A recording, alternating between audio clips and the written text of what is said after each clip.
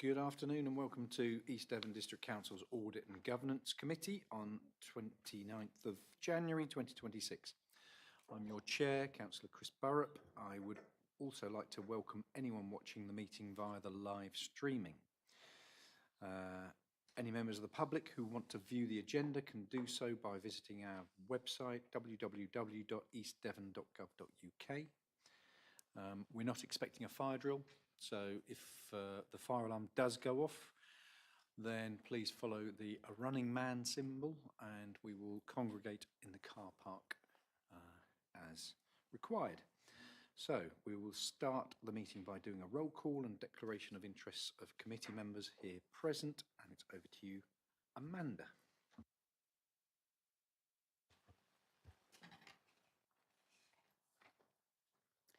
Thank you, Chair. I'm doing a roll call now. Starting with yourself, Councillor Burrup. Thank you. I am present and there is no declaration of interest. Thank you. Councillor Davey. Present, no declarations of interest. No, Councillor Bailey. Councillor Barlow's left. No, Councillor Collins. Councillor Fitzgerald.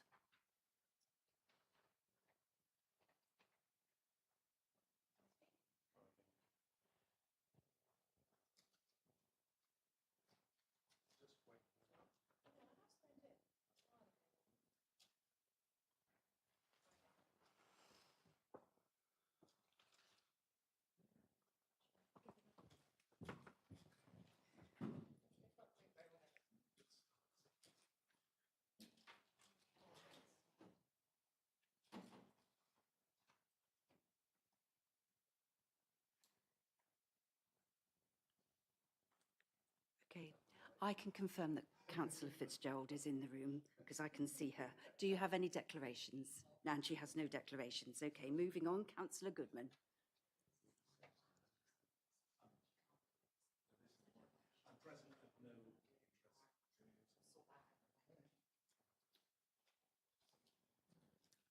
And Councillor King is the same. He's having problems with his mic.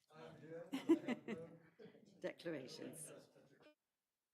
I'm sorry, we're just going to adjourn for a couple of minutes because the room microphones aren't working properly. So we're just going to get those working for the benefit of everybody, because we've got a longish meeting to go through. We want to make sure all these microphones work. Sorry about that.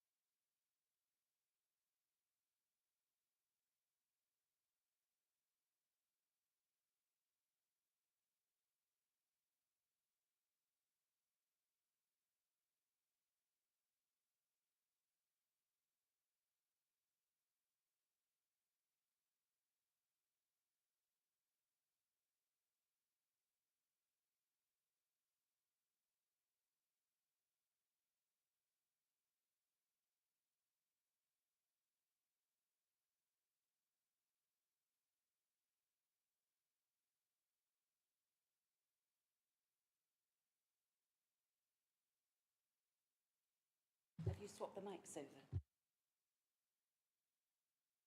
Swapped. Let me just check. Yep, So I've come up on that. Yeah, mine's working as well now.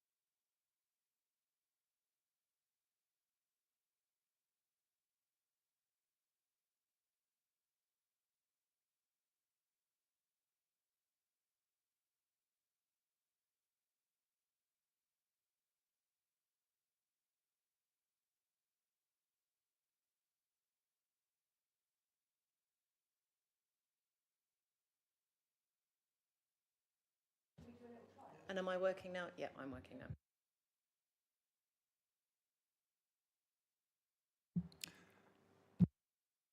Test, test.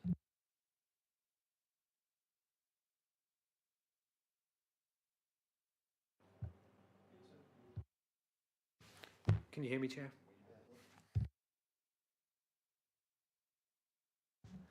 Hello, Amanda.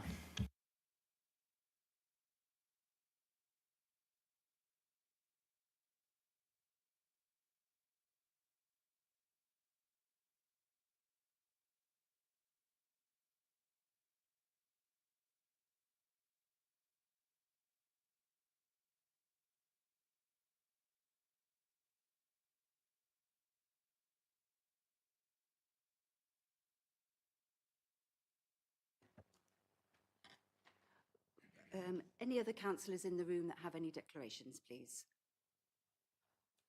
I'll take that as a no. Okay, thank you. Back to yourself then, Chair. Did we go through Roy Wood, our independent? Oh, I beg your pardon. Sorry, Rob. Yeah, present, Rob Wood, present, and Okay, thank you. Back to you, Chair. Thank you. So agenda item 1 is minutes of the previous meeting. Has anybody got any comment on the set of minutes from the 20th of November? And please, if you've got any comments, then indicate this by raising your hand. If there's no hands raised, then I will take this as an indication that you all agree the minutes of the previous meeting. All good? Yep. Okay, thank you. The minutes of the previous meeting are recommended and approved. Agenda item 2 is apologies from Councillor Yehudi Levine and Councillor Ian Barlow. Any others? No. Thank you. Agenda item 3 is declarations of interest. We've just done those. Agenda item 4 is public speaking. I don't believe we've got anybody registered to speak. Agenda item 5 is late items, matters of urgency. There are none. Agenda item 6, confidential or exempt items. There are none. So we move on to agenda item 7, which is the audit findings report for the year ended March 2025, which is on pages 6 to 95 of your reports. And we welcome Peter Barber from Grant Thornton. Peter, over to you. Thank you, Chair. Good afternoon, committee. So as the Chair introduced, this is our audit findings report for 24/5, setting out our findings from the audits of your financial statements. I'm joined today online, hopefully by my colleague Gail, the manager for the audit. So I will give a brief introduction and then I will hand over to Gail to provide a bit more detail in terms of the main areas of significant risk and the findings in those areas. Chair, probably just to start with by saying that I'm conscious that these papers have been furnished to you earlier this week, and I'm conscious there's a lot of detail. So thank you in advance for allowing us as much time as possible to get you as complete a report as possible. Recognising this is an opportunity for you to ask further questions if you wish to do so, but what we will seek to endeavour is provide you with a balanced view on what we found this year. So it's probably worth me just reflecting on the historical position here. You will be aware, for particularly the longer standing members of this committee, that we have had a number of years where the audit has been backstopped at East Devon. We did have an attempt to do a full audit last year, recognising that the accounts were delayed by the council. And whilst we made some progress, we were some way short of completing a full audit. And that resulted in that particular year's audit being backstopped. The aspiration this year was that we do a full audit, recognising that we wouldn't be able to gain reassurance in totality in year 1, but the importance of the council demonstrating, 1, it could produce the accounts in a timely manner, and 2, that it was able to support the very involved audit process. So I don't know if colleagues and members of the committee have been able to read the headlines, but those are set out on pages 11 and 12 of your papers. But in essence, it's been a good year this year. It's been very challenging. You did importantly produce your accounts on time this year, which is the first time you've done that for a number of years. So the accounts were made available and published by the end of June. And there has been a massive effort on the part of particularly the finance staff to support the very involved audit process. It's been long and drawn out and frustrating at times, but my reflection on this is that it provides a really, really good base now to move forward and return this council to a position where it is getting clean opinions into the medium term in accordance with the more challenging deadline. Within the report, what we've sought to do is summarise the main areas, but there is an appendix, and that sets out where we were as of Friday last week in terms of the areas that we need to look at. Further work has been done in the intervening period and no additional significant issues arising.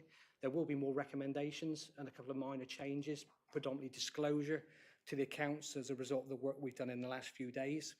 As I sit here now, there are two areas that we're not quite there on, debtors and government grant income, and there are some disclosure issues, but they will not fundamentally change anything in terms of the opinion you get this year and the confidence that we have going forward. Probably for me, the main area that will require further work, and I've had a chat with Simon and John about this already, is around PPE. That area there, we've been able to get an awful lot of assurance, but there are some issues in there that we would want the council to be able to fully support in terms of us applying scepticism to values and you and your values being able to support the appropriateness of them. One of the observations that we've made is the fact that you value your assets at the 31st of December each year. My understanding, John, is that you're going to move to the end of March going forward, which I think will also help with that. There was a £2.9 million depreciation charge that we just couldn't get to the bottom of in terms of that impact on the closing value of assets. And that's another thing that we would want to take away for next year and work on to ensure that that is corrected and understood and that we understand whether that's appropriate or not. We didn't get to the bottom of that. But I think when we compare ourselves to where we are now compared with this year, it does give me confidence that we can now move forward this year for the 5-6 accounts and bring the completion of the work forward, that we can get everything done and that we can meet some of the earlier deadlines. You will recall from previous updates I've given that we have, when we got the accounts, what we did seek to do was get involved early, and Gail in particular got involved in the bank rec, and that was one of the big issues last year, that there wasn't, in our view, a proper reconciling bank reconciliation. We were able to conclude back in September that the bank rec was a properly reconciling bank rec, and we were satisfied with the adjustments. So that is really important for the integrity of the accounts. We've worked with the finance team to get that early work undertaken. I did indicate to this committee that we would start the work in September, and we did start in late September, and that we would undertake the audit through to December and see where we were. An audit of this size should take, if it's well oiled and there's lots of familiarity with what's expected on both sides, it should be 2.5 months. So we had 3 months in the budget, October, November, December. We got to early December and we weren't as far progressed as we expected to be. And that's really reflective of the fact that it's often some of the information we're asking for is new to finance officers. They've not provided it before, and also compounded by the fact that we're picking bigger samples because we haven't got that assurance. But we were making sufficient progress for me to release further resource, and that's been committed in January. So we put more time in January over and above which we initially planned, and that has enabled us to get very far through the work. And I think it's fair to say, and I did mention this at the outset, there has been a massive commitment by council officers, particularly over the last few weeks. I know that some of Simon and John's colleagues have been working evenings very late on to give us the information. So it is a thank you from us because it makes our job easier. But ultimately, the intention now is that I will get out of the final version of the accounts. There are some minor amendments that will be made to the version that is on the agenda today, but they won't be significant. We will do our final checks, and then we will issue our backstopped opinion next week. And then the challenge will be then moving seamlessly into 25-26. Clearly, we want to give officers a little bit of a break, and we know they have other things to do as well. But as a firm, we are looking to complete all our work next year by the end of November. And we will need to continue to work with yourselves to ensure that we can deliver that audit in a shorter period of time next year. We will be coming in September. I really do want to aim for an end of November finish for 25-26.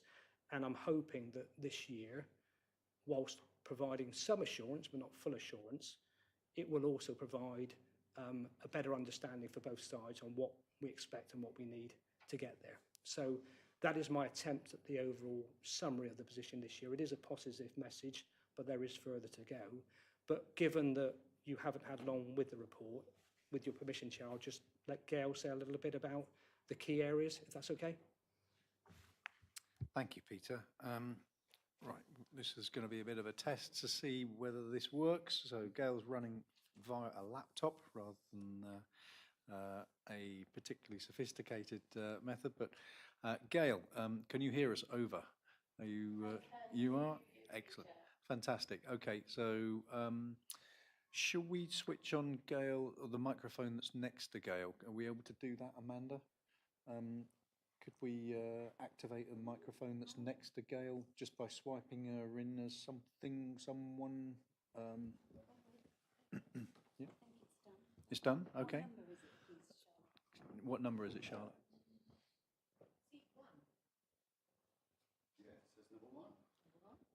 Okay. Do you want to switch it on? Yeah. No.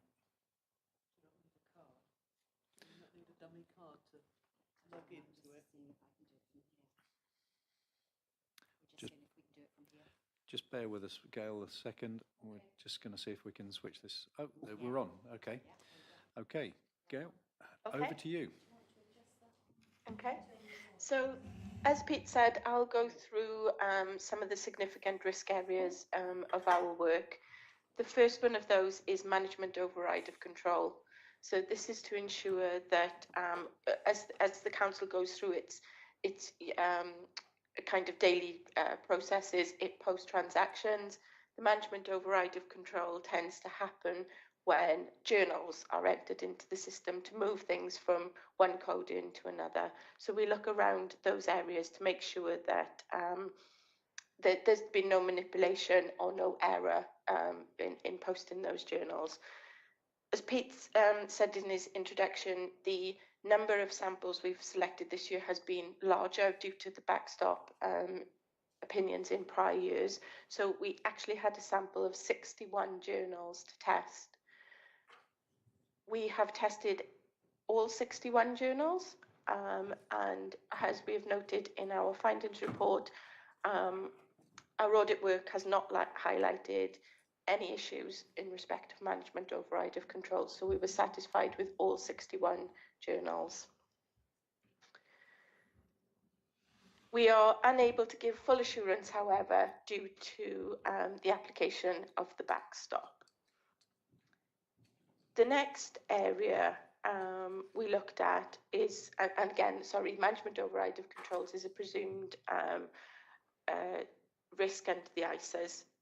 We also looked at the risk of fraud in revenue recognition. So this is where revenue has been, again, manipulated due to fraud or due to error.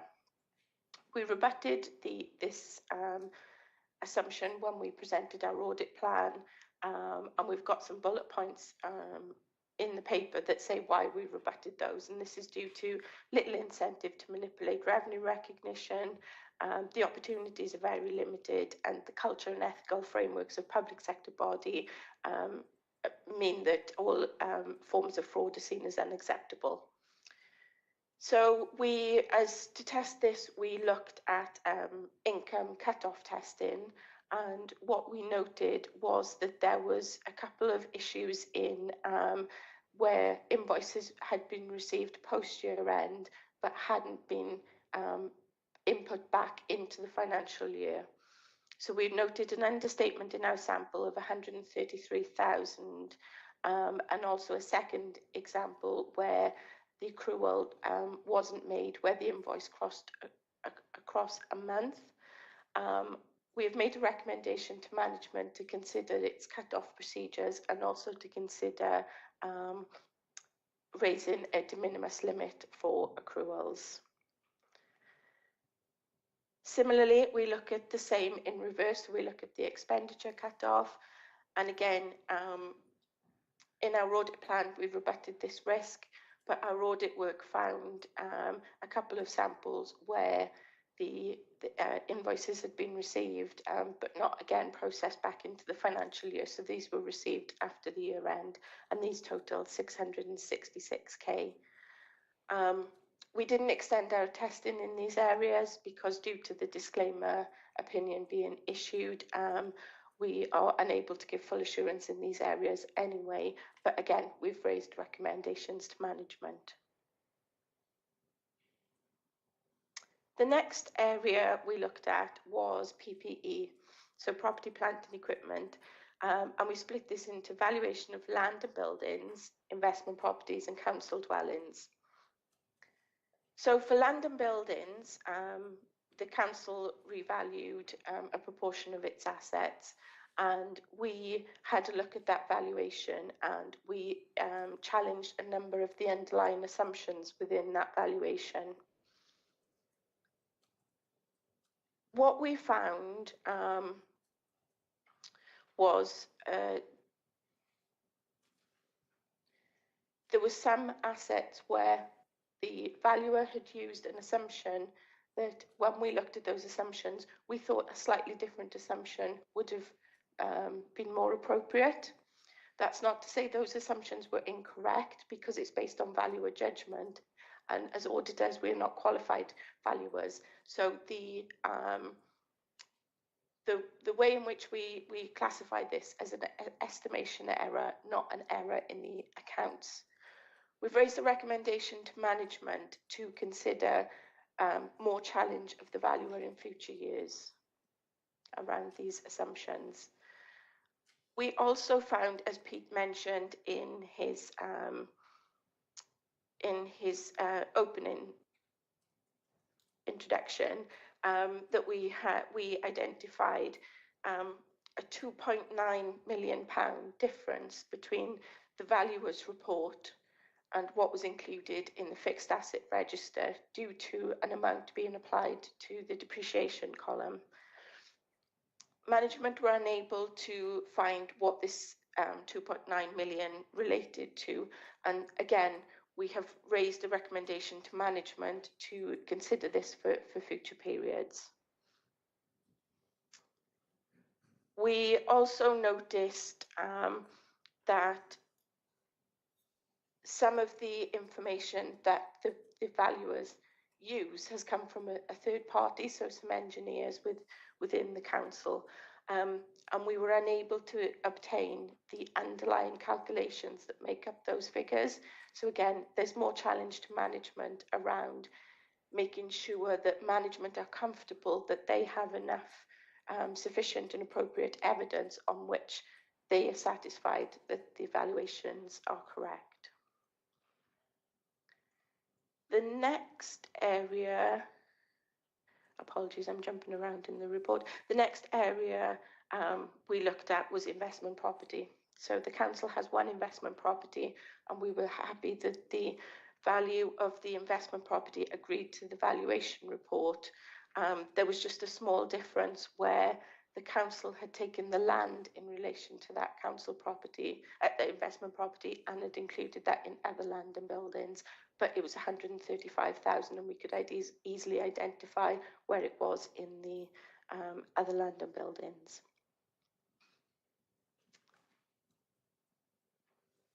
For council dwellings, The council revalued as at 31st of March 25 using the Beacon valuation, and this is where certain characteristics of a property are amalgamated together. One property is classed as representative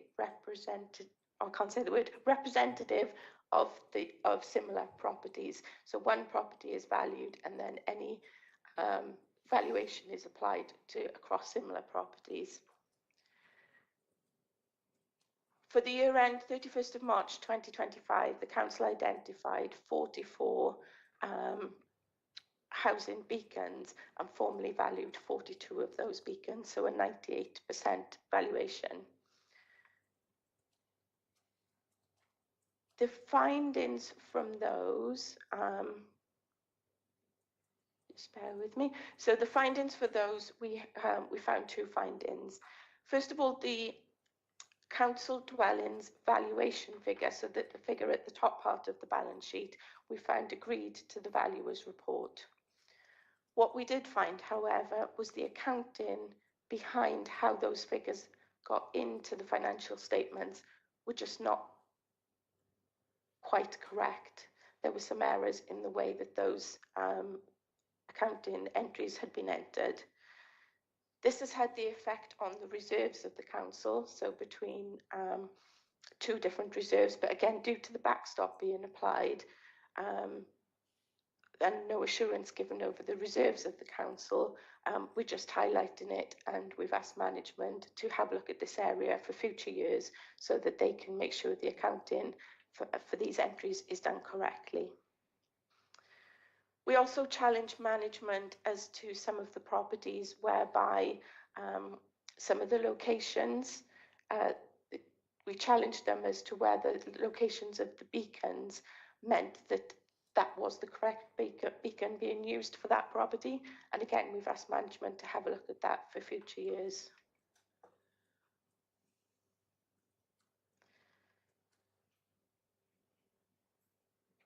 The next significant risk we had was around the pension fund and the net pension liability. We receive assurance from the pension fund auditors, and there is an unadjusted item within the report of 371,000, which relates to findings from the pension fund auditors, and that is East Devon's share of that difference within the report. That was all I was going to say on the significant risks. I'm going to hand back to Pete, but I think I'll just stop there and see if anyone has any questions so far. Okay, Peter, do you want to add anything at this stage before I?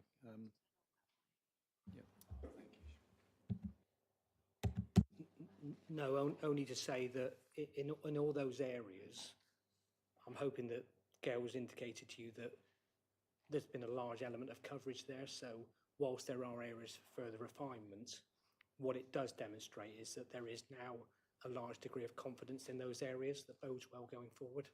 But those are really, those issues that have been raised by Gail have resulted in recommendations that, if actioned in 25-26, should enable us to say that we're absolutely happy with those for year end.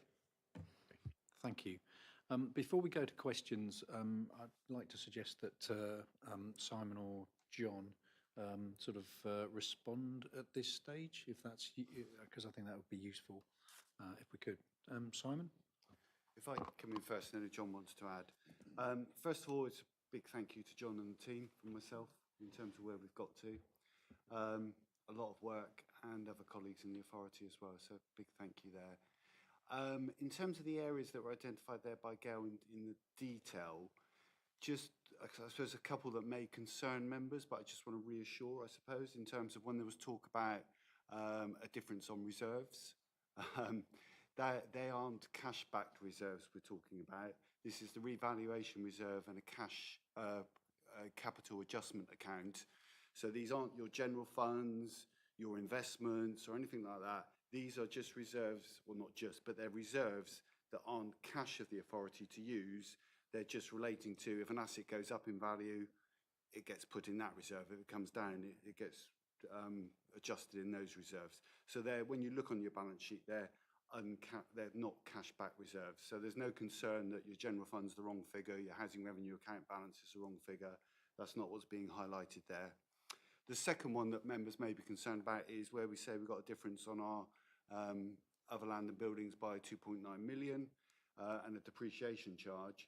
We're pretty certain that the bottom line is correct in terms of the balance sheet.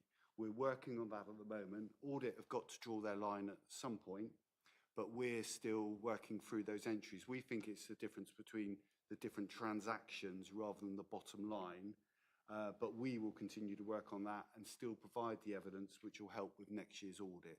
So just to give reassurance on those. And I suppose the other element in terms of when we came to you back in May, June, with the outturn position for the authority, where you sat with your various reserves, how the general fund had performed, how the housing revenue account had performed, none of that has altered from this audit. So that position still remains the same. John, you want anything to add? Thank you, Chair. Yeah, just to echo really what Peter was saying in the fact that we've picked up these issues with GT. We're already discussing how we're going to change processes, build that into processes for next year. So cut-off, for example, was mentioned. So we've already started thinking about that. De minimis was mentioned as well, which is another factor that we could take into play there to help that process. The issues around beacons was mentioned. Again, we're relatively happy with what we're doing. With all these things, there's sort of costs involved. If we were to go and value everything under the sun, you know, there's a large cost element to that.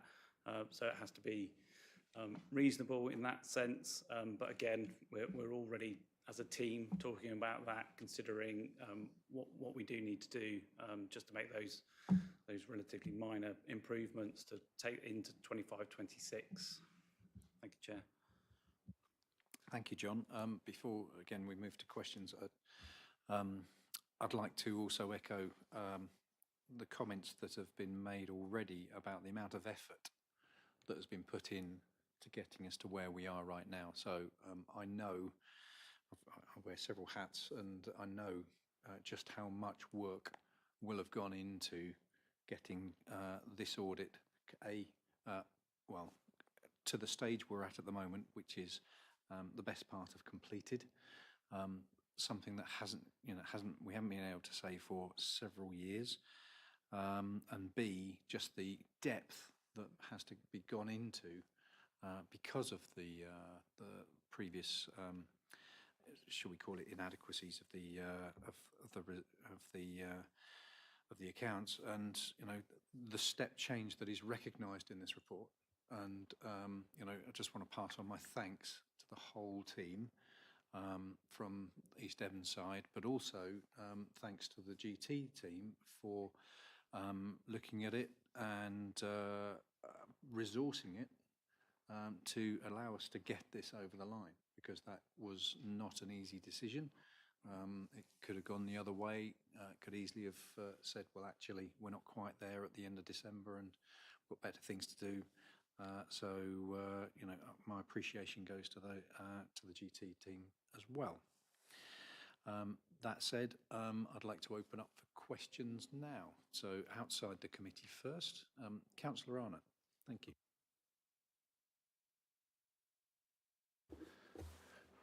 How are we doing? Well, with that. Sorry, Chair. Just a very brief comment. Echo all your comments, but also to thank you personally. You were very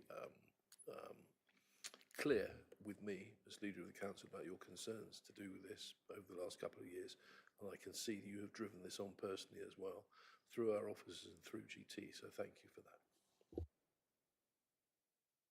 Well, we're in danger of turning this into a mutual appreciation society, but I'll just go, if there's nothing else outside the committee, then Rob.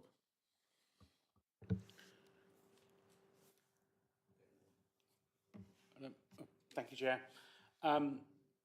Again, not wishing to say a mutual appreciation society, but when I came onto this committee as an independent representative, I was concerned and somewhat appalled at what was the apparent financial audit situation, and that there hadn't been cleared accounts for several years. And working in the industry of implementing finance systems and IT, I can appreciate the huge amount of work that would have taken to get from that position to here. And it's, again, as an independent representative, it's very pleasing to see that. I did have a couple minor comments. I won't take too long because they are low items in the global scheme of things. On the subject of journal approval, I don't agree that necessarily approval in the system is something that is always appropriate.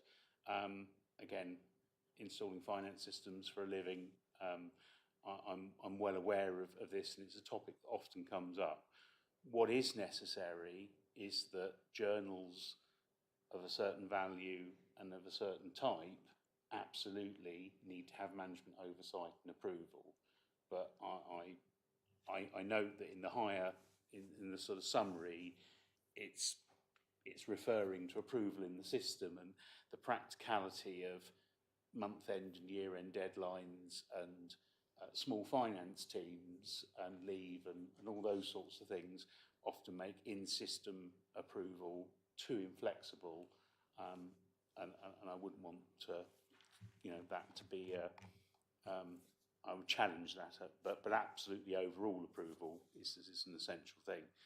And then on the two cybersecurity ones, again, given that Strata is a technical company dealing with just three local authorities, it's not a general commercial company. Given LGR, I'm not sure I would agree with the need for the council to develop its own policies. It absolutely needs its own independent review of the policies, but a good IT policy, be it cybersecurity or anything else, needs significant input from IT professionals. And my worry, especially with LGR around the corner, that you either do it as a quick fix to meet an audit recommendation and you end up with a bad policy, or you spend huge amounts of time that is inappropriate given the I'm sure there's other management actions that that time could be better diverted to. So absolutely it needs to be reviewed, and I completely agree that cybersecurity is very important now. I mean, you don't have to look at the West Midlands debacle that went on very recently to give you a flavour of how inappropriate use of AI causes problems. And on previous committees, I've said about my concerns of making sure your IT and cybersecurity is appropriate, but I'm not sure I necessarily agree with the audit recommendations, which seem to suggest you should spend time and effort at this juncture going off and creating your own. If the Strata ones are good policies, and that's more important than you necessarily having your own. Thank you. Thank you for those points, Rob. I wonder if, Peter, if you want to respond to those? Yeah, thank you, Chair, and thank you, Rob, for those comments. Just on the journals, you're absolutely right, particularly at smaller councils. It's not going to be possible to have independent authorisation for all journals. Many will have a threshold above which it is subject to authorisation. Others will do a random sample. But ultimately, for the purposes of the accounts and the opinion, as Gail said, we picked 61 journals to test, and those aren't just a random sample of 61. We put them we download all the journals, and we use software to manipulate it to come up with those that we deem to be highest risk. And ultimately, based on that testing of those 61, we were able to get confidence that each and every one of those journals was appropriate. Now, that is a very large sample, 61, particularly for a district. We do, in other districts where we've got many years of clean accounts, we do 25 or just over 25. So the observation we made about the quantum of work here that we've had to do in this year is reflected in the fact that that 61 is more than double what we would potentially do at an organisation where we've had those accounts signed off for many years. So ultimately, you can take assurance over those journal arrangements, and that may well, things like audit finders may well inform whether you do introduce any sample testing or what threshold. On the cybersecurity point, totally recognise the observation there. I think a lot of it was round the comments round, you know, the policy is that you will update periodically, and have you done that? But also, absolutely, these are recommendations from us. You do not have to accept every recommendation, and it's absolutely appropriate for you to consider it, look at your arrangements, make that risk assessment, and if you decide that it's not worth the effort, that's absolutely appropriate, and I encourage you to do that. And obviously and that will often be the case that you do that with various risks, that in the old days, risks used to be identified and mitigated. That's not possible now because of all the austerity and financial pressures. Occasionally with risks, you sometimes have to accept them and have a clear policy what you will do if they were to manifest themselves. So totally understand that. Thank you, Peter. Just on a couple of things there. Journals is a technical accounting term which not everybody's going to be familiar with, but essentially it means a manual transfer of funds from one account to another within the accounting system. Normally in double entry bookkeeping, these things happen automatically, but this is where an individual gets involved and manually moves money from one account to another. That's what a journal is. Okay. Secondly, so I don't wish to patronise anybody, by the way, and I'm not. But yeah, that's right. I saw you scribbling furiously there. And secondly, cybersecurity. I know we have an outstanding action on Simon's behalf, I think, for us to make sure that we are covered, if you like, in terms of the levels of responsibility between the institutions that we rely on for our IT security. You know, I personally feel reassured that we are looking at it already. I'm quite happy. You know, the other thing to bear in mind is this is looking at a set of balances and risks at a point in time, which is, you know, the year ended March 2025. We've actually moved on an awful lot in that time, and a lot of good work is underway and has been undertaken that I'm sure will be reflected in the 25-26 audit as well. So, you know, that's you know, a further layer of reassurance from my perspective. But okay. Ollie, you wanted to speak? Yeah. Yep. Okay, thank you, Chair. I've got a few questions, but I'll start with the housing stock, which obviously is a big one. The valuation of the housing stock, you identified a few discrepancies in there, and I wondered what your findings were from that. Do we need more beacon properties? Do we need to change which beacon properties we're using? And is it a case also of changing which beacon properties, which group other properties are assigned to? Because I think that was one of the discrepancies, was that some properties had been assigned to a certain beacon category, which they didn't really fit. So I'm wondering, do we need more of them? Do we need to change them? Or is it just a case of assigning the relevant properties to a more appropriate beacon property category? Through you, Chair, if I may. So, I mean, just before I answer that direct question, just to say on the council dwellings, this was a real area of concern last year because we just couldn't get it to tie back, and there was an £8 million adjustment we couldn't understand. And we're now comfortable with how the valuation methodology translates into the figure at the top of the balance sheet, the valuation. That was the important bit. Simon's already alluded to the bottom bit of the balance sheet in terms of the reserves, and clearly that will be explored in more detail. But the point about once that overall accounting has been clarified, how the actual assets are valued. I think you have 44 beacons, and I know that you do, where appropriate, revisit that, because I think there was a number of new builds where you created a new beacon for those new builds recently. So that demonstrates that you're not just trying to squeeze any new properties into the existing beacons. You have 44 beacons. That's not out of line with other councils. It's probably slightly lower than I see in most places, but there is a requirement for you every 5 years as a minimum to have formally revalued the beacon that represents each beacon every 5 years or more often if required. So the smaller number, it makes it slightly easier to do that, recognising you did almost all of them last year. So that's really helpful as well. The one thing that we were saying is when we looked at some of these beacons, we were able to, the sample we picked, we were able to say, based on market intelligence, we were comfortable that the valuation methodology was appropriate and the uplift that had been applied was appropriate. But what we did find were that there were some, because we're going into the detail now, but you know, you're in the same beacon, properties are in the same beacon if they're the same number of bedrooms, bathrooms, whatever it might be, size, for, you know, the nature of it, semi-detached, whatever it might be, but also location. And we did identify some beacons where they had properties, I think in the centre of there were some that were down in Exmouth and some that were right in the centre, so they were apart. It may well be appropriate that they are in the same beacon because they might be in similar locations for value, but we weren't able to fully support that during the course of the audit, predominantly because we ran out of time.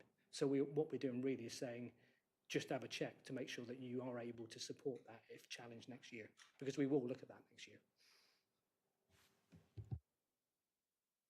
Thank you, Peter. Thank you for that. Anything else, Ollie? Yeah. On the play areas, there were some queries about how those are valued as well. I had to look up, what was it, DRC, depreciation, replacement cost. That's right. Got there. But there was a few things I had to look up, but the information is all there online, thank goodness. So the play areas, is it just lack of an audit trail that there are evaluations, they're provided by our own engineers, but there's no written audit trail for that? What you would want to see is maybe an itemised, piece by piece, indication of what the replacement cost would be, how the valuation's been applied based on the age, and possibly which supplier they've used for their figures as well. So you're nodding, Peter, so I'm guessing that's pretty much what we would be looking for. Yeah, you're absolutely right. So, you know, in terms of depreciated replacement costs, you're absolutely right. What we've done is we picked that as part of our sample and said, right, it's valued at X. Why have you come up with that valuation? And what we would expect to see is some cooperative evidence where maybe this was, you know, it was built 10 years ago. This was the initial cost. We thought it had a life, you know, an estimated useful life of 20 years. It's 10 years into it. This is the depreciated amount. And we can tie it back to the initial cost involved in setting up the play area. There was lack of detail to support the valuations. They didn't seem unreasonable. They didn't seem ludicrous in terms of the valuation, but we needed something more evidence to support it.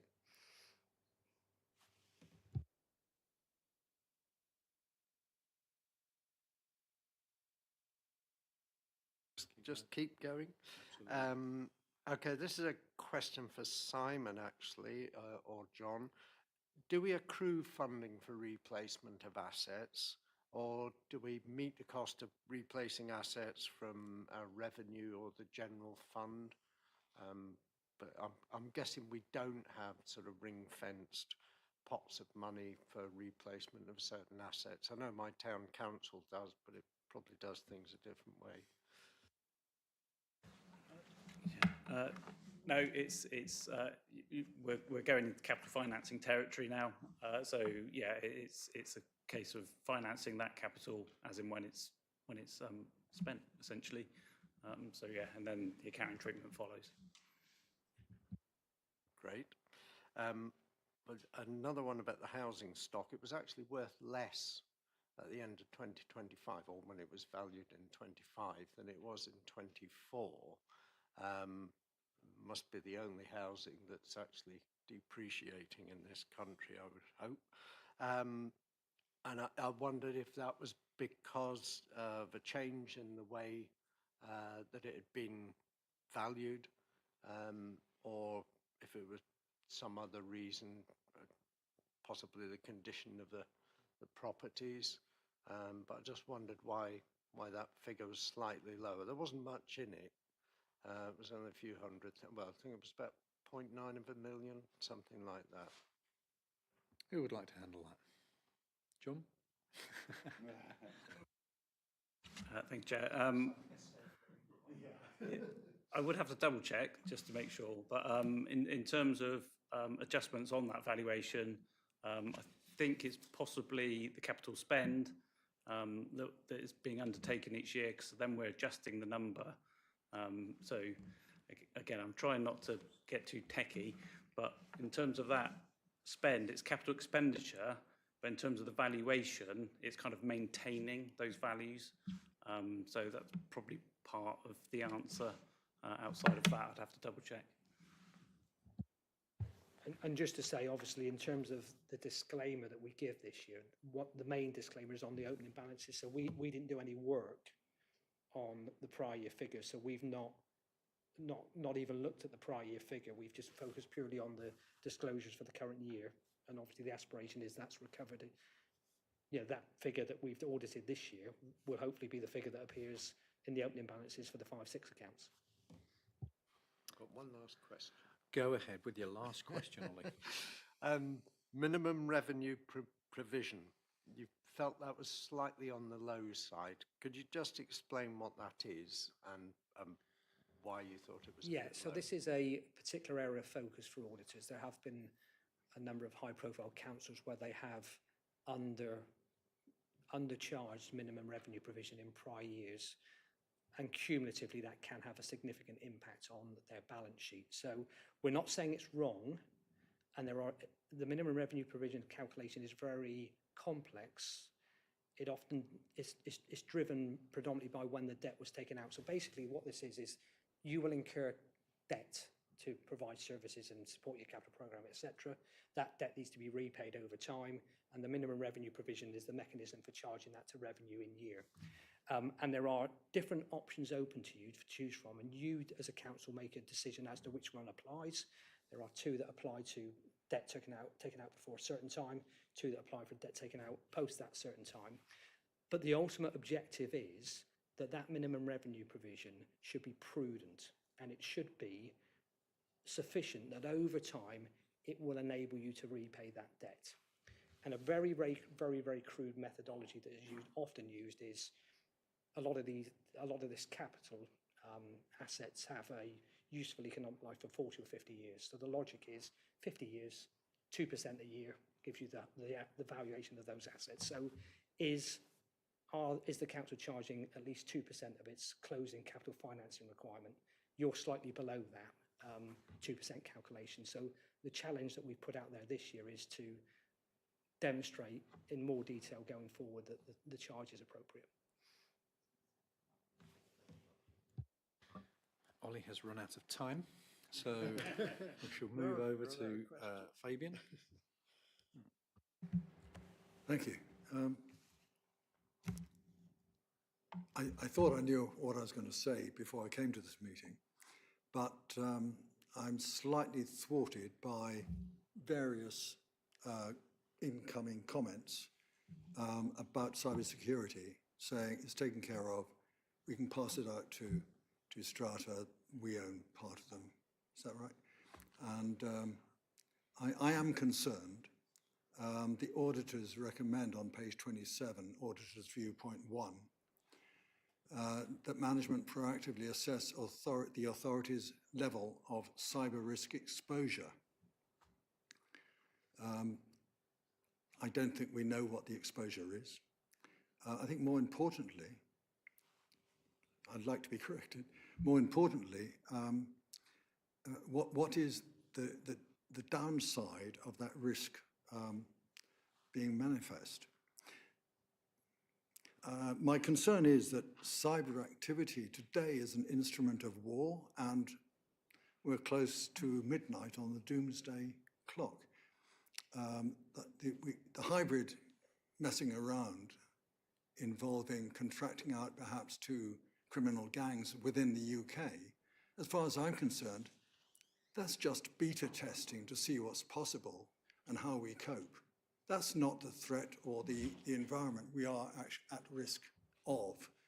What we're at risk of is a much larger, more fundamental attack.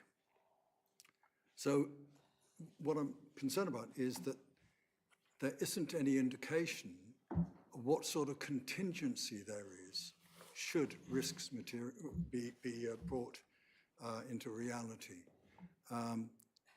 Do we have alternative supply of services? Are servers mirrored somewhere for contingency use? It goes on, and I won't. You can see where I'm coming from. I absolutely appreciate. May I say an overriding point? Okay. Strata, in my limited book, is that a fair comment? Is excellent, but even they need to have a critical view of their activity, and we do not have that capacity in-house. Is there any critical view of strata? So that's the general area I'm coming from, and I hope it's useful. Thank you. I'm going to pass over to Melanie. Thank you. So this that falls within my area. So whilst I don't profess to be an expert on cybersecurity, what I can give you reassurance of is that's certainly an area that is closely overseen by the Information Governance Board, and you've got a report later on this agenda in terms of the work that the committee has been doing. Certainly in the last year, we have had quite a significant audit in terms of our cybersecurity arrangements, and Strata came out incredibly well in terms of that. That's not saying that we're safe from attack, because we all know there are absolutely risks around that.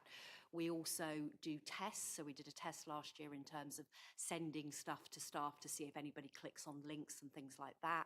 On the back of that, we then, if people failed that test, we required them to do training, but we also all staff were asked to do cybersecurity training.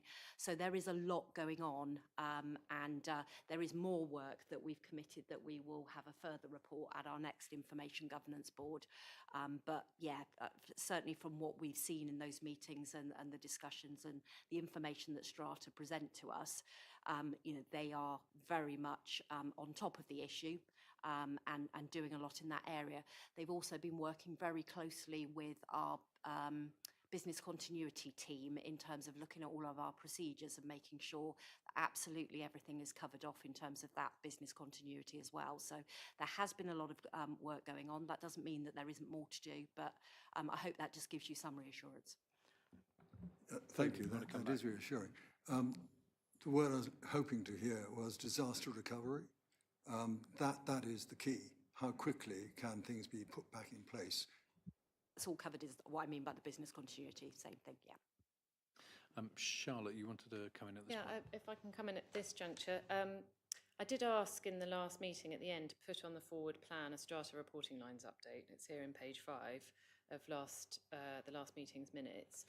And I'm hearing what's being said in the room. I'm on the same page as Fabian. I think that if we could have some sight of what the organisational and scrutiny kind of lines are, and actually have that as a piece on the agenda, so that we can, rather than just as a response to a question, be able to have a look at that and satisfy and give ourselves assurances, because that's what we're here for. Sure. Thank you. Simon, you wanted to come in at this point? Yeah, so just picking up on that, and it was, as you said, minuted at the last audit governance. So as a piece of work, the committee can tell me if this hits the spot or not. we've asked SWAP to, as their first audits in 26-27, is to do a piece for us around that element of SWAP's responsibility of auditing for this authority and the Devon Audit Partnership's responsibility for auditing strata, and just to have that mapped out so that we have the full coverage and understanding of who's covering what, whose responsibilities what. And I think that's what the committee was after from our last meeting. So I've already engaged with SWAP to undertake that. So that'll be a report coming back to you in the first quarter of 26-27. Great, thank you. Before we carry on, I'd like to welcome Councillor Roy Collins to the meeting. Roy, could you just declare if you've got any interests, please? I've no interest and I'm sorry I'm late. Your apology is gratefully received and fully accepted, Roy. Thank you. Other people didn't even turn up, so yeah, thank you very much. But, Councillor Goodman. Thank you, Chair. Well, I'm not going to go into the list of things you could ask about this report because it's so much detail. We probably need a whole session just to go through all the different elements, and I commend you for the quality of this report. There's 4 things I would like to ask.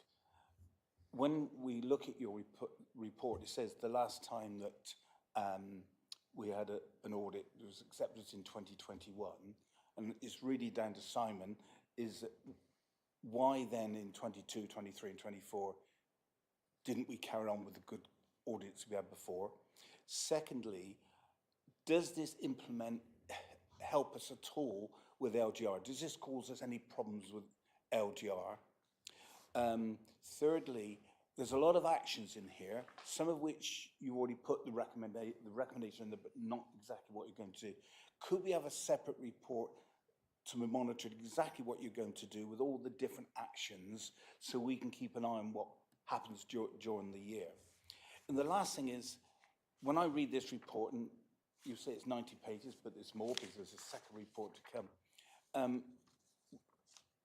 When full council see this, they're going to have questions. And I just wonder, Chair, whether or not it needs some sort of executive summary to full council explaining this, because we have moved on and I think that needs to be explained. But let's be frank, councillors won't read all of this. This is an awful lot of words, but I wonder if there's a way of getting the main elements out for full council. That was my 4 questions. Thank you, Councillor Goodman. So taking these in order, I guess, Simon, this was directed at you. I couldn't possibly say that that's appropriate, but if you want to have a go at why there was no audit in 21-24, and do you want to touch on LGR implications? Yeah, and I can touch upon actions as well and full council.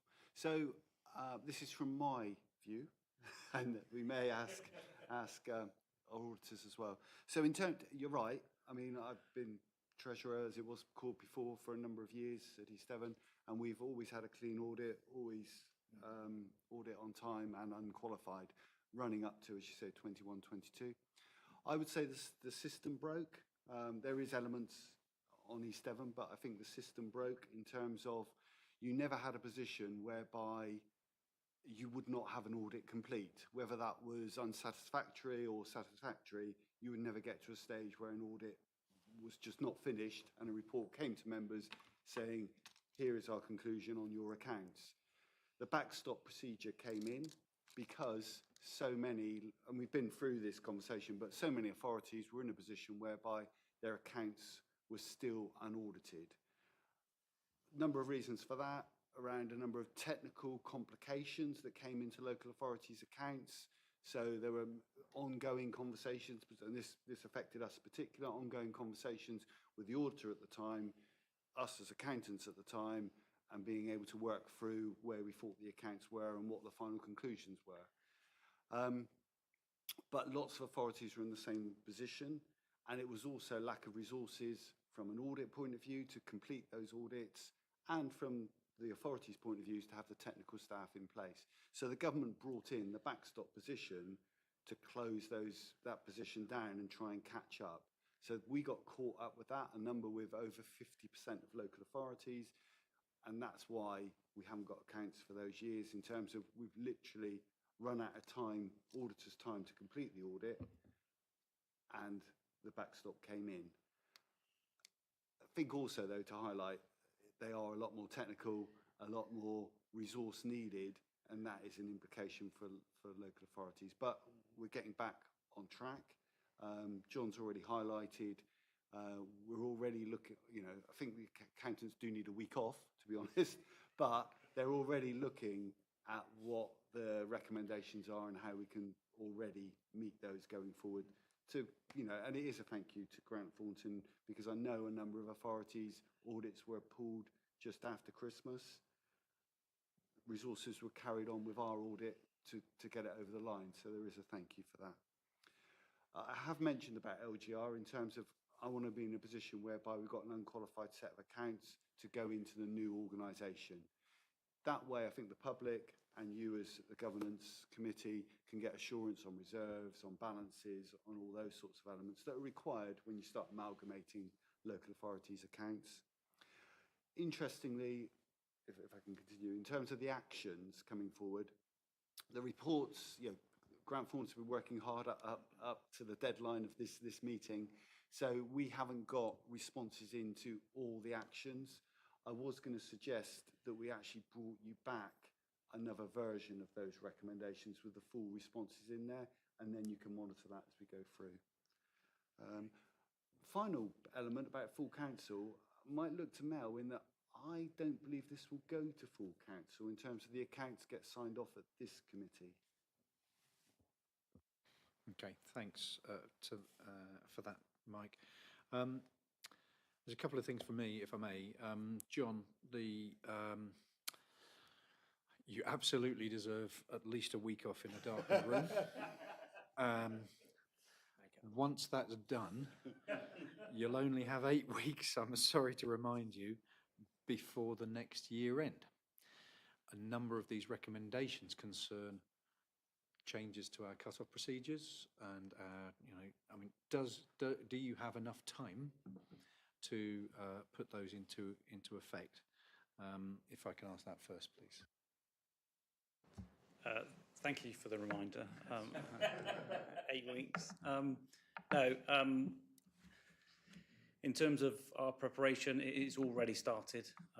So if you look at the forward plan, for example, the accounting policies are coming to your next committee. So again, we've already looked through this report, picked up what we need to in terms of reflecting that in the accounting policies, so that we're getting our ducks in a row already. For example, cut-off. We've already started talking about that one, getting those instructions out to everybody involved.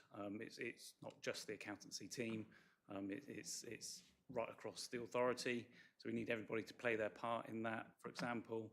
So yeah, I can already say, even prior to a week's leave, we're already on it, Chair. Thank you. Thank you, that's really reassuring. And then Peter, a couple of things for you, if I may. Firstly, really great to see buried in this report actually is that you've already planned a feedback session with the teams. So Gail and her team, I guess, meeting with the officers from EDC, because we just want to get better, and the only way we're going to do that is by reviewing and learning. And we have got better. We got better by doing that this time last year and putting that in place, and we can do it again. So, we've had a step change. Fortunately, we don't need such a big step change this time. Next time, with the amount of work that's gone in this year, it should be slicker, it should be easier, there should be less samples required, less interactions, etc. So we are building those assurances. So thank you for building that into the process automatically, if you like. Now, this is going to be maybe an unfair question to you. So we are still in the position, because we've had unverified opening balance, unverified opening balances, of having a disclaimed audit opinion. Aside from our opening balances, have you seen anything in this audit that would have otherwise, other things being equal, presented a less than unqualified opinion to these accounts? So the only number that we will want to bottom out for next year is the £2.9 million depreciation, which is above our materiality. Okay, so that would have led to a qualification. We would have pursued it to bottom it out, wouldn't we? Because, you know, we would have got to the bottom of it one way or the other, and then you either adjusted for it if we disagreed with it, so that we could give a clean opinion, or if we'd satisfied ourselves, we would have signed a clean opinion. So that is a tremendously reassuring answer, thank you, to where we are right now. So the headline, ladies and gentlemen, will be, we have I always get my terminology wrong. We have a disclaimed audit opinion of our accounts.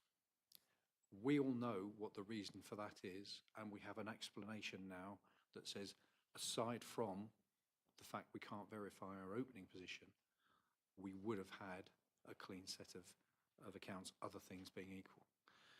So that, well, my follow-on from that is, we have a process and policy of valuing our key assets at 20% at a time.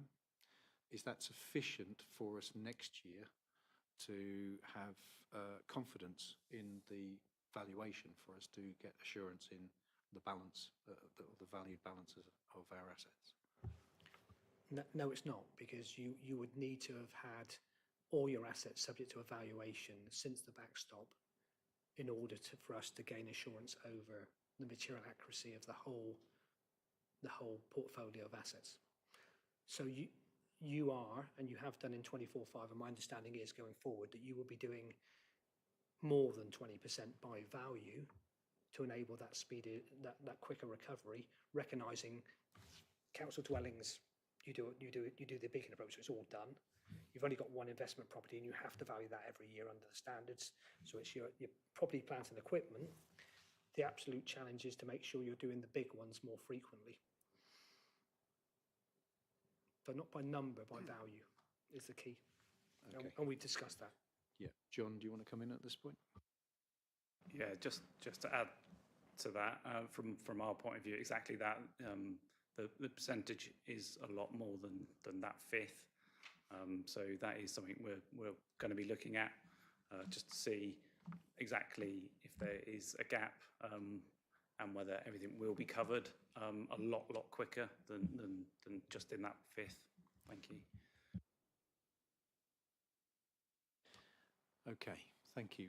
If there's no other questions, then we are required here to note the report, I guess, and there's nothing to be voted on, I don't think, at this stage on the audit findings report. I'm just double checking. No? Yeah. Yeah, Purely to note. Yeah, you're Yeah, taking okay. into consideration when you get to the account sign-off, Yeah. the report from the auditors. Yeah, thank you. Okay, so thank you for that, everybody. Conscious we've had just over an hour of debate on that one, but I think the rest of the agenda will be a little bit quicker, but we'll see how we go, not proposing a break just at this stage. So we'll move on to item 8, which is the revised interim auditor's annual report, the value for money report, as also known, 24-25, and that's on pages 96 to 137. And back to you, Peter. Thank you. Yeah. So, Chair, I'm not going to spend too long on this one, because this is a report that this committee previously saw back in September. This is our VFM responsibilities and sets out our judgments against the 3 areas we're required to comment on: financial sustainability, governance, and the 3 E's. The meeting back in September, I did indicate that I wasn't able to conclude this until I'd made an informed judgment about your ability to produce complete, accurate and timely accounts, and to be able to support the audit process, and therefore I held it open. And now we've got through the audit process, we have updated this report under governance, where we had a significant weakness in the prior year, saying that in our view, the council did not have effective arrangements in place. We've reflected on that, and we have now decided to remove that significant weakness and replace it with an improvement recommendation. So on page 102 of your papers, and I'll give members a second to turn to that, you have the pictorial, and you'll see that the governance rating has gone from a red to an amber to reflect that improvement in that particular area. So I think, once again, members can take assurance that things are heading in the right direction. That means for VFM for 4.5, there is only one significant weakness, which is around the HRA reserves. And in September, we did discuss that proactive action had been taken in that area, but there was a lead in time for that to reflect itself in the improving position. So hopefully that will be an area that we can comment on improvement on when we do this work in 5.6. Now, Councillor Goodman did say about the previous report going to full council. This is a report that will need to be finalised, and I will issue a final one when I issue the opinion next week, and that will need to find its way onto the website. And that is something that MHCLG and various other departments are encouraging councils to take to full council going forward. It's not a requirement at the moment, but there is a move afoot that going forward, this is the one auditor's report that may need to go to full council going forward. But it is a positive message. So I don't think it's appropriate, unless officers want to go through any of the other detail, because it is a report that we've discussed at length already. Thank you, Peter. Does anybody have any questions on this? Well, to take what Peter Anyone said- at all? All I was saying about going to full council is so councillors are aware, because we have a really important job, and if people see something on the website, one of the newspapers picks it up, I just think telling our councillors is really important. In reading a 140-odd page report, if you count the two reports, they're not going to do, but an executive summary of some sort, I think would be valuable. That's all. Melanie, do you know when our, I mean, we've got a council in, coming up in early February, but it's probably too late to put it onto the agenda for that. Well, we won't have the finalised report. I would suggest we'll want the finalised report first. So I will issue this a final version of this that will be no different, apart from the fact to say the accounts have been signed off, and you should have that by the end of next week. Okay. Could we squeeze that onto the report in the agenda in February? I'm just checking the date of it, see when the agenda gets published, Chair. 24th. Okay. 24th. So if Yes. yeah. So if everyone's happy, then shall we do that? Yeah? Okay. Yeah. So, yeah, I think the consensus is, Amanda, if we can note that we recommend that this goes onto the agenda, please, for full council. Thank you, Peter. We will put that on. Yes.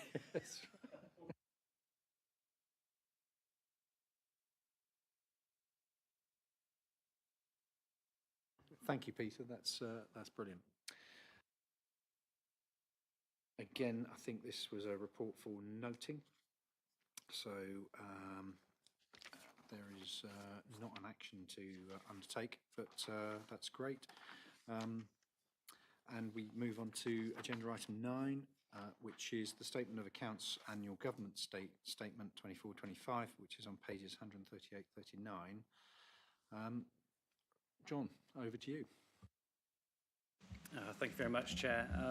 Yeah, the draft statement of accounts were presented and discussed at your July meeting. As we're all aware, the audit has been underway. We've been preparing for it or undertaken the audit ever since.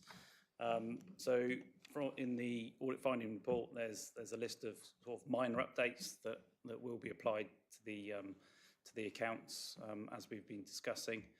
The only other thing I wanted to add, and I think Simon's already mentioned it once, but just in terms of the outturn position that was reported to Cabinet back in July, so there's no changes in terms of that area. So in terms of this report, all we're doing is representing those accounts to you for adoption and signing. The second recommendation in there is regarding the letter of representation for approval and signing. Thank you, Chair. Okay, thanks, John. Does anybody have any questions about this? No? Terrific. We are, or our recommendation is that we vote essentially to adopt the 2024-25 Statement of Accounts, and delegated authority is given to the Chair of Audit Governance and the Finance Director, CFO section 151, to sign when all matters are concluded. And secondly, that the letter of representation be approved and signed by the Chair of Audit and Governance and the Finance Director, CFO section 151. And could I ask for a show of, or can I ask for a seconder for that, please? Councillor Goodman, thank you. And all those in favour?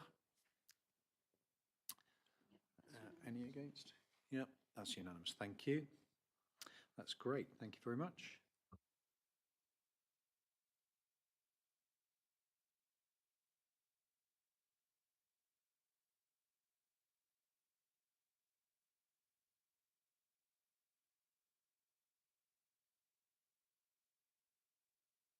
So we move on to agenda item 10. Thank you for your patience, which is annual report of fraud and compliance work, and thanks for patience from Libby as well, and Dan. Sorry, Dan. Yeah, nice to see you. So this is an annual report of fraud and compliance work from 24-25 and delivery plan update for from our Assistant Director of Revenues and Benefits, Libby Jarrett. And Dan, nice to see you. Thank you, Chair, and good afternoon, everyone. So this report sets out the annual report of the fraud and compliance work. And I'm going to start by going back to 24-25, where under section 3 of the report, and also contained in Appendix 1, sets out what was delivered during that year in relation to fraud and error. So some of the key highlights are that there was overall 1.6 million of financial gains have been achieved. Work around safeguarding our social housing, whether that's been through the right to buy process or the Devon Home Choice applications that were either rejected or identified as not being eligible. The fraud training that was given to audit and governance members to strengthen our knowledge around fraud and error, and the improved governance around risk assessments, the fraud referral process, and all details of, you can see that all in Appendix 1, where it'll give you a sort of more of a breakdown of all the things that have been delivered. Obviously, the things I'm highlighting here are outcomes that have been achieved through collaborative working across teams in delivering these. So these aren't just things that have been delivered by our fraud officer, although he's played an integral part in that work. And also I'm highlighting the financial gains, but obviously the work around fraud and error, it's just as important, the work that we're doing in the prevention and the safeguarding the council's income, in fact, probably more so than the actual financial gains. So we mustn't lose sight of that work either. Turning to the current year, what's been delivered against 25-26 up until November 25, the key highlights are shown under section 4 of the report, and again the full details can be found in Appendix 2. So similar types of cases around housing, issues, identification around undervalued business rates, and the National Fraud Initiative Review in terms of sort of financial outcomes. We've also rolled out the bespoke e-learning fraud awareness training to all of our staff, which is currently underway. We've also now got an accredited counter fraud specialist, Dan Retter, who passed his qualifications last year, which is great for the council that we've got someone accredited. We've also now got SWAP supporting the management of our fraud work, which is also strengthening our position and help us to move this work forward far more effectively as we're being able to draw on that fraud management expertise. Next part I want to bring is our current position around the delivery plan. Members of A&G may remember that they approved the delivery plan back in November 24. and there were 29 key actions on that delivery plan, with a number of them had more than one action, so there was 49 individual actions. 3 of them aren't actually due to be completed this year. There are 18 that have been completed, 13 are reoccurring and they're all up to date. Another one has been completed since this report was produced, so there's 14 actions that are all work in progress and are all scheduled to be completed by the first quarter of 2026. So there isn't anything that's concerning me against those actions. And then finally, it's about looking forward. So I feel we've come a long way in terms of the fraud work. Also, it's what we now need to prioritise for this coming year. One of the actions was on the delivery plan was for SWAP to update our fraud risk assessments and to carry out that review. That work has now been done, and we now need to take that work and work with the assistant directors and service managers within each of those services. And if I can draw you to page 176 and 177, where it highlights those fraud risks, and I can say that none of them are reported as high, but there are a number of them are in the amber. And on page 177, because they're all coded, you can see the reference to the code for the service areas that relates. So what we now need to do with this fraud work is to work with the assistant directors and service managers of those areas to then sort of go and do that more in-depth work to assess within those areas what maybe some of the high risks that we need to prioritise as part of our delivery plan work for this coming year. That work has started. We've started that work within Revs and Bens because obviously I manage that service area. And one of the key areas that we've identified already is to do some proactive work around the second homes and empty homes premium because of that policy change where we've introduced those premiums to make sure that we've got the right controls, but also to assess whether there is a risk and if there is, what that might look like in terms of people avoiding or providing inaccurate information in order to avoid paying the premium. That work will help shape, so that work of the fraud risk assessments and working with our colleagues will help to inform the delivery plan work for this coming year. So one of the recommendations is, recommendation 3, is for that delegated authority to myself as the Assistant Director responsible for fraud to update that delivery plan, but also to do that in consultation with the Director of Finance and Director of Governance, who are members of the key officers for the Fraud Forum to help shape that work.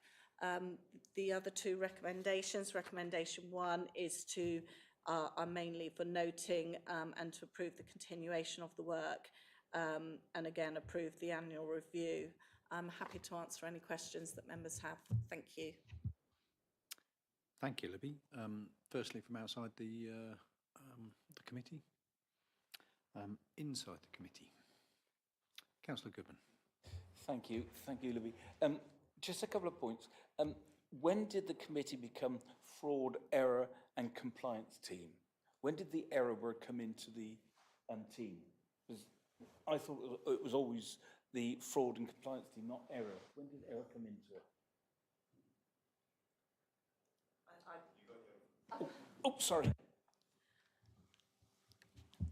I'm not sure, to be honest. I'd need to check. I think our strategy, I'd need to go back and look at our strategy, whether we've slipped that word in or not, or whether that was all part of it. Compliance and error are a very similar thing. The other point is, on this diagram, page 176, I must say I got quite confused, because what does 2AA mean? What does 3FA mean? Because down the slide below just gives you the risks, 1A, 1B and C, and then 3. There's a lot more risks in your graphic than there is on page 177.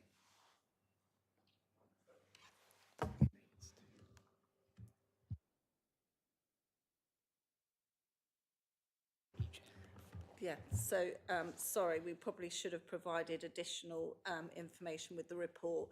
What it's doing is within those areas there will be sub-areas, and we haven't included the sub-areas within the table. Thank you. Libby, sorry, the microphone. Thank you. Ollie. Yeah, this is a very encouraging report, and thank you for the fantastic work that you've obviously been doing. And I wondered if the improvement that we're seeing, is this due to better training? Is it due to having more staff? Is it a change in the way that you've kind of in your procedures? And I also wondered how referrals are made. There's a reference there to referrals, and I wondered how those are made. But I just wondered what accounts for this improvement in performance there.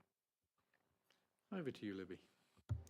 So in terms of improvement, I mean, we have been doing some sort of fraud compliance work for a few years, but we haven't really, what we've really done now is sort of build the sort of governance framework to better support that work and make that wider and more as a corporate. And the strategy was adopted at the start of 2024, which was all key to put in the sort of governance framework in place and having a clear strategy about our corporate approach to fraud and compliance. So there's been quite a number of things, I would say, that will help to improve those outcomes. And that is about, you know, all the things you've highlighted: training, the frameworks, the collaborative working with other teams, and sort of in turn, and raising the awareness so that people understand their roles around fraud and error, and what fraud and, you know, looks like, and how we're at risk of it. So it will be lots of different things. What we have recognised the need to do is to build those measures so we can track performance year on year, and so we've got those comparative figures to see how we're progressing. But as I said earlier, it isn't just about the financial outcomes, it is also about the controls and the work we're doing at prevention, so we need to be capturing those as well. Forgotten the other question, sorry. It was how referrals are made. Sorry. So referrals, we've got a fraud hotline, and we've got a fraud online form as well for those to be made. That's for kind of members of the public, but possibly within teams as well, people will highlight certain things. And one thing that occurred to me just now while you were speaking was that the more you do of this, the more refined you're going to get at it, because you're going to realise the areas where we have weaknesses, where fraud is most likely to occur, and you can kind of hone in on those and really spotlight them, and ensure that we're being as thorough as we possibly can in those areas. So I look forward to increased figures and savings next year. Thank you. He's a very hard taskmaster. But, well, just one from me, if there's no one else. Just second homes, there's a lot online at the moment of advice to second homeowners as to how to avoid council tax or double council tax, etc., by declaring your home as an Airbnb and demonstrating, in inverted words. Not so fast. Shush. Later, over a coffee. How to demonstrate that you've, or demonstrate that you've rented out your property for a certain number of days. It's all kind of new, or relatively new. Are we on that? Are we, you know, ahead of the curve? Are we playing catch up, or is that, you know, something for us to learn more about? Thank you, and that's a really a good question. We were aware when we introduced the premiums that there was that risk.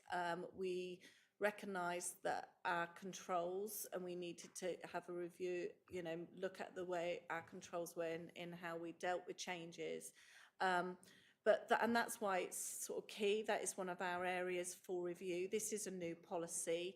We need to do some checks around that and do some deep dive where we have seen changes to look at whether they are legitimate changes. You know, and because that crosses a line from avoidance to evasion, and obviously that becomes unlawful. So we do need to do that review, which is why we're identifying that as an area to look at. We are looking and talking to other councils that also have high numbers of second homes to look at what they're looking to do as part of that review process. There are some companies out there, just like we've used for the single person discount review, that offer a similar package.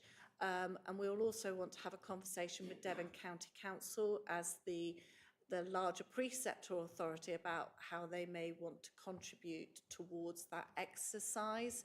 And we may do a small sample to assess the level to know whether we would want to go wider. So it will take a bit of a risk-based approach in that work. But the thing we need to do is to look at what's, and we're doing some of that exploratory work now about what's out there and how best to approach this review. Thank you. If there's no other questions, then that's great. Thank you so much, Olivia and Dan, for your continued efforts in this area, and it's a really important area. Much appreciated. So we have a recommendation committee that the Audit and Governance Committee approve the continuation of the fraud, error and compliance team's proactive and reactive work for the upcoming financial year as outlined in this report, and that the single person discount review be repeated in 3 years, subject to input from Devon County Council. Secondly, that the committee approve the annual review and reporting for the delivery plan as part of the Corporate Fraud, Corruption and Compliance Strategy 24-28. And thirdly, the delegated authority be granted to the Assistant Director responsible for fraud, error and compliance to update the delivery plan throughout the year in response to changes in legislation, emerging fraud risks or auditor recommendations. These updates will be made in consultation with the Director of Finance and the Director of Governance, both of whom are here today. So that is the recommendation. Do we have a seconder for that, please? Yes, Charlotte, thank you. And all those in favour? Seems unanimous. Thank you. That's brilliant. Thank you so much both. Yeah, much appreciated. Wow. Okay, so that moves us on to agenda item 11, which is the Information Governance Board Annual Report, which can be found on pages 178 to 185. It's a report from Melanie Wellman, Director of Governance. Thank you very much, Chair. So yes, this is the first report from the Information Governance Board, which this committee decided to set up in 2024. And what the report does is remind you what the role of that board is, the members of it, which includes myself as the Senior Information Risk Owner, the Chair, the portfolio holder for data protection, and strata, very importantly. And what it does is set out the work that's been carried out over those 5 meetings. I don't propose to obviously go through everything, but I'm very happy to answer any questions on any element of it. But I would highlight you to the section at the end, which gives you some key statistics around the number of freedom of information requests, data subject access requests and data breaches. Really just to demonstrate the increase that we are seeing as an authority, and this is an increase that is seen across the country in terms of the number of requests that we are receiving in those areas on freedom of information and subject access requests. So you will see with freedom of information that in 2021 we're around the 446 mark, and we are up into sort of, I anticipate, the middle 600s by the end of this financial year. So a steady year-on-year increase, which is placing quite a significant pressures within the team. Similar principle for subject access requests, although clearly the numbers are significantly lower than you receive. But the issue with subject access requests is that they are incredibly time consuming, because it can be about people wanting to see every piece of data that the council holds about them. So they can take a lot of time to do redactions and things like that. And then I've mentioned briefly the data breaches. We're very good as an authority in reporting data breaches. Officers know, that they need to report them in a timely manner, because we've got an obligation to report the breaches to the Information Commissioner if they are of significance that we feel that they need to be reported.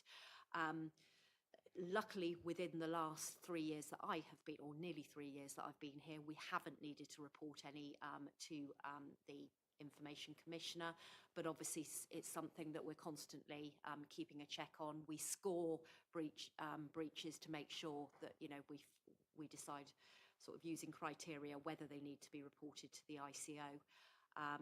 And there will always be breaches and there will always be human error, but it's about then making sure that we are learning the lessons from those breaches and endeavouring not to repeat them. So that's a very basic overview of the report, but very happy to answer any questions that members have. Thank you, Melanie. Yes, from outside committee, Councillor Arnott, thank you.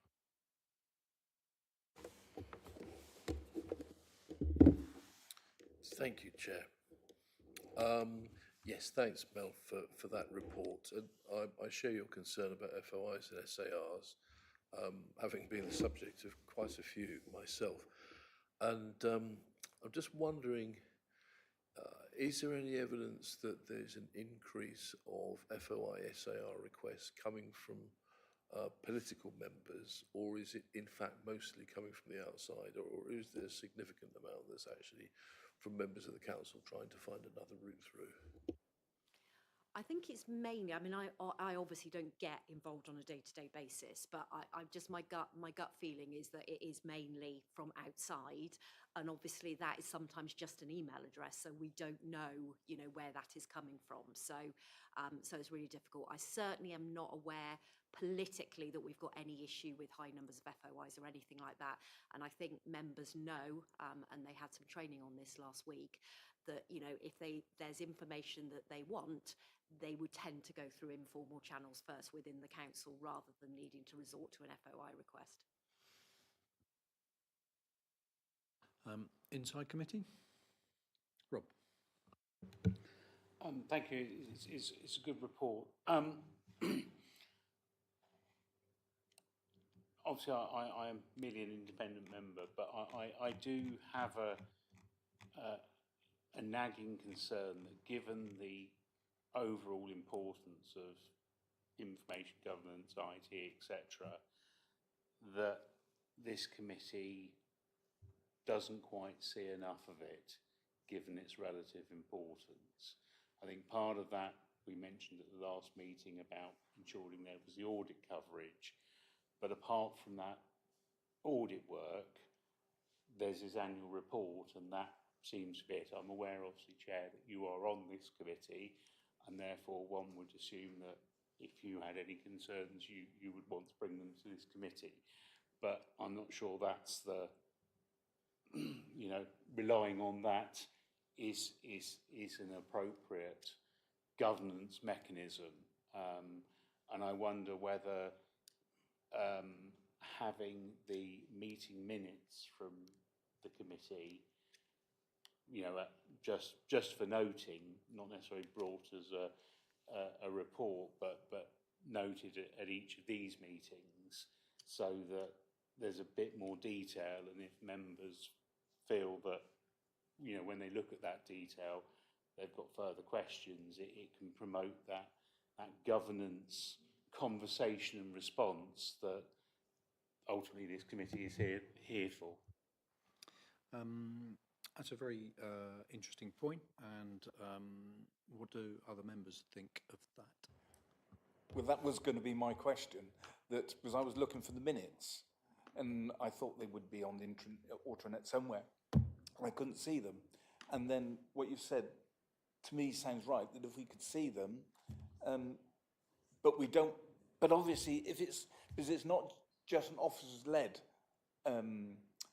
committee, it's got members as well. So I think if we saw that, I think it would be a really good way forward, personally. Yes, Melanie. Yeah, I think we can do it moving forward. The reason being, because it isn't a public-facing meeting, because it is a board, and so some of the stuff that we've got in past agendas would be confidential that we wouldn't want to put into the public domain. But what we can do is make sure moving forward that we have a set of minutes that can come into that public domain. So, Yes, Rob. Or if there are items that they can't, they go in the exempt section here. I mean, do we feel the need to, I mean, this has run for about just over a year, Yeah. this board. We could circulate those minutes to the committee members anyway, and we could have a part B on the next committee meeting that the board could, the Audit and Governance Committee could raise any questions they've got over the previous minutes that will have been circulated. That will give everybody an opportunity to see what Melanie and I and Councillor Loudon have been up to, and quiz or question it. But don't be like that, Councillor Goodman. That's a disgraceful attitude. Yeah. But would that be okay? Is that okay? Yeah. Just please, bear in mind the confidential nature of those, and they should remain confidential, but from within this committee only. I will ask Debbie, who provides support to that committee, to make sure that you're on the circulation list for those minutes moving forward. That's great, thank you. Any other questions? That's perfect, thank you. And this report is for noting. So Melanie, I much appreciate the effort that's gone into drafting this report, and thank you for getting it onto the agenda here. Much appreciated, but we note the report. So final item on the agenda is the Audit and Governance Forward Plan on page 186. So does anybody have any questions about that? We've already suggested that we have a section on there, if you like, for the governance, board of governance. So we ought to add that to the forward plan, I guess. Amanda, please. Anything else that's missing? Charlotte. Do we need to put back the piece of work that Simon is doing with strata reporting lines and swap and DELT? That should form part of the SWAP internal audit plan. So you should see the item come up there in terms of what they plan to do. And then when they've completed it, it will come to this committee. Thank you. Risk policy update was mentioned in this year's audit findings report. So it's important that that stays on the agenda for the 19th of March. So it's in time for 25-26 year end. And then it should solve that. But Councillor Goodman. That was the point I was going to make, because correct me if I'm wrong, but I believe our new risk manager in performance was due to start. And I suppose my comment would be, would that person have had enough time to finalise the risk policy, or is it already done? Well, so there's two things here. Sorry, we may be at slight odds on this. So there's a risk policy update, but we also have to, we should be, I think the audit point was strategic risk review. So we need to make sure that this point is also covered on the 19th of March. Yeah. That should be absolutely fine. I'll obviously need to have a word with the the new manager who started last week. But yes, we will work towards that, absolutely. Any other points from the forward plan? Okay. Wow. Well, that brings our meeting to an end. And now I'd like to thank everyone for taking part. And thank you very much indeed.